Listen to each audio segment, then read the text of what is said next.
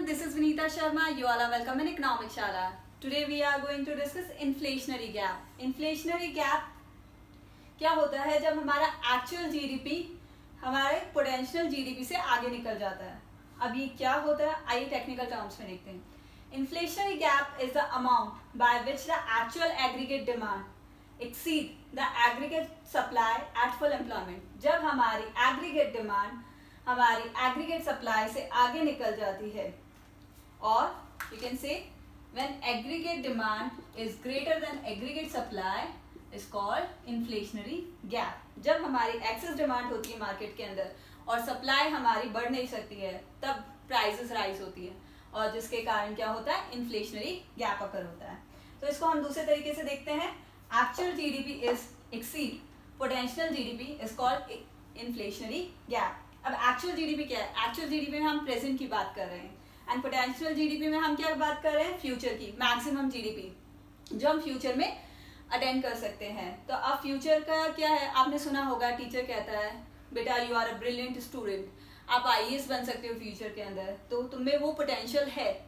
तो ये होता है ना कि पोटेंशियल कैपेसिटी कितनी है, कि तुम कितना मैक्सिमम कैपेसिटी कितना है तुम्हारा, कि तुम इसको वो जो चीज़ तुम्हें चाहिए वो तुम उसके लिए कितनी कैपेसिटी रखते हो, तो वो होता है हमारा पोटेंशियल जीडीपी. सो इसमें क्या होता है, जब एक्चुअल जीडीपी ग्रेटर देन होता है पोटेंशियल जीडीपी पे, और वहां पे हमारा अनएम्प्लॉयमेंट रेट क्या होता है, is less than natural rate of unemployment. जो नेचुरल रेट होती है उससे भी कम होता है, यानी सब पूरे रिसोर्सेज यूटिलाइज है. तो जब ये हमारी जो एक्चुअल जीडीपी है, ये एक्चुअल जीडीपी है, ये हमारा पोटेंशियल जीडीपी है, ये पोटेंशियल है कि इतनी हमारी कैपेसिटी है, और ये हमारी इकोनॉमी की एक्चुअल जीडीपी है. मान लीजिए हमारी इकोनॉमी की पोटेंशियल जीडीपी है कि वो $100 बिलियन कमा सकती है, उसको मिल सकता है जीडीपी. लेकिन जब हम कैलकुलेट करते हैं तो कितना मिलता है, $110 बिलियन. तो ये जो $10 बिलियन का जो गैप आया वो क्या है, इन्फ्लेशनरी गैप. जब इन दोनों के बीच में गैप अकर होगा तो कहलाएगा इन्फ्लेशनरी गैप, लेकिन ये पॉजिटिव नंबर्स में रहना चाहिए. अब ये क्यों अकर होता है, why it occurs?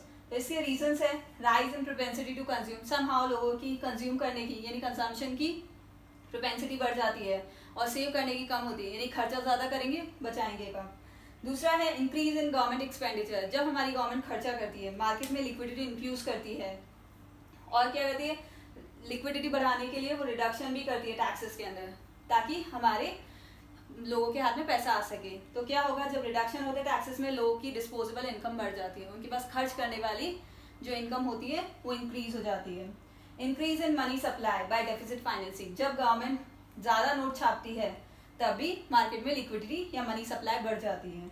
And decrease in rate of interest. जब मार्केट में इतनी लिक्विडिटी आ जाती है तो गवर्नमेंट क्या करती है कि रेट ऑफ इंटरेस्ट कम कर देती है. उससे क्या होता है कि जो ईजी लेवल पे हमारे को क्रेडिट फैसिलिटी मिल जाती है, उससे क्या होगा कि लोगों के हाथ में पैसा आएगा, इन्वेस्टमेंट बढ़ेगा, खर्चा ज़्यादा होगा, लोग ज़्यादा एम्प्लॉयमेंट होंगे.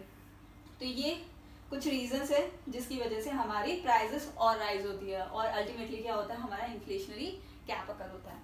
तो इसको हम डायग्राम के थ्रू देख लेते हैं तो आपको अच्छे से क्लियर होगा. एक साइड हॉरिजॉन्टल एक्सिस पे हमने लिया है इनकम, आउटपुट और एम्प्लॉयमेंट. आप कुछ भी लिख सकते हैं, चाहे इनकम भी लिख सकते हैं या फिर आउटपुट भी लिख सकते हैं या एम्प्लॉयमेंट. और वर्टिकल एक्सिस पे हमने लिया है एडी, जो हमारा एग्रीगेट डिमांड है.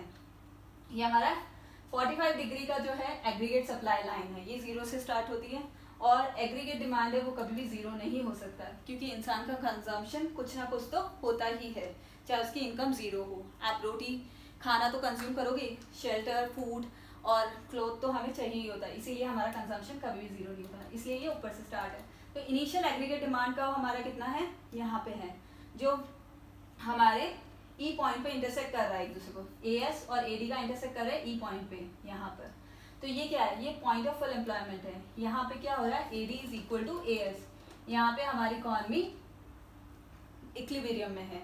जब ये इक्विलिब्रियम से हट जाती है, समहाउ इन रीजंस की वजह से हमारा एग्रीगेट डिमांड बढ़ जाता है, तो क्या होता है, तो ये हमारा ऊपर चला जाएगा, और ये जो इतना गैप दिख रहा है आपको, तो यहाँ पे क्या हो रहा है, हमारी एग्रीगेट डिमांड बढ़ गई है एग्रीगेट सप्लाई से, क्योंकि हमारे रिसोर्सेज तो फुली यूटिलाइज्ड हैं. अब उनकी वो कैपेसिटी यानी उनकी जो पोटेंशियल है उससे ज़्यादा काम कर रहे हैं, तो क्या होगा, इकोनॉमी ओवरहीट हो जाएगी. क्योंकि हमारी सप्लाई बढ़ नहीं पा रही है और डिमांड बढ़ती जा रही है, तो इससे क्या होगा, प्राइसेस राइज होंगी, प्राइसेस राइज होंगी तो क्या होगा, इन्फ्लेशन और बढ़ जाएगी। तो ये क्या है जो इतना बड़ा है, ये इन्फ्लेशनरी गैप है, ये जो गैप दिख रहा है।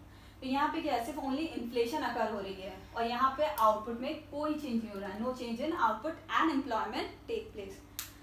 तो इससे क्या हुआ, हमारा इन्फ्लेशनरी गैप अकर हुआ। एक इसका ऑपोजिट होता है डिफ्लेशनरी गैप, और इसके साथ ही एक टर्म जुड़ा हुआ है आउटपुट गैप, वो हम नेक्स्ट वीडियो के अंदर डिस्कस करेंगे। आई होप आपको ये टॉपिक अच्छे से क्लियर हुआ होगा। Thank you guys for listening me, have a nice day, bye bye.